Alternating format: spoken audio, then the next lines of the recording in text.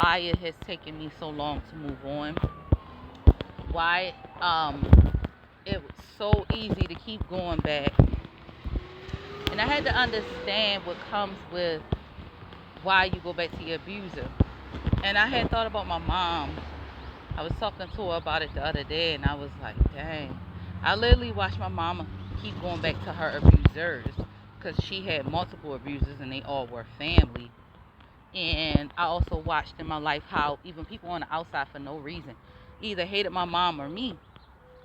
So I knew that my mom really is a special person. I've always known that. But she didn't know that. And her abuse started when she was really, really young. And I'm not going to elaborate on her story because it's not my story to tell. But there are things in her story that when the time comes and I'm able to share it, I hope that it helps you, because even though I was abused mentally and emotionally. Mom was abused in such a way that it affected her as a mother, it affected her as a friend, as a lover, it affected her all around. And those things played out and started to play out in my life. And the things that I'm going through, I'm learning that it's a reason why I personally had to go through some things, and some things is because of my own choices.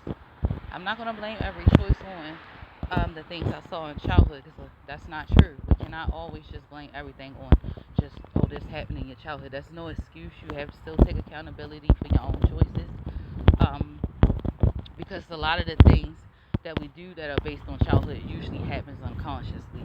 It's not happening on purpose because you just always want to do it. No, those things, that childhood trauma is usually a subconscious thing.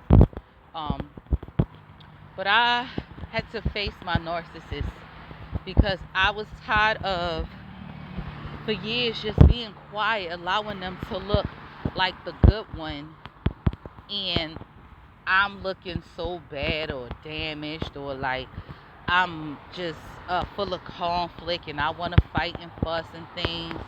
Um, I have been looked at in a negative light. And I've learned to sit and let that happen because I knew that there will be a day when I will be vindicated. And I'm not gonna lie, sometimes I didn't like the fact that vindication didn't come fast enough, but it's here. And in this moment, I've been finding it really hard to enjoy, not saying enjoy someone's karma, because no, it ain't none of that. And then I get to see some of it and I don't.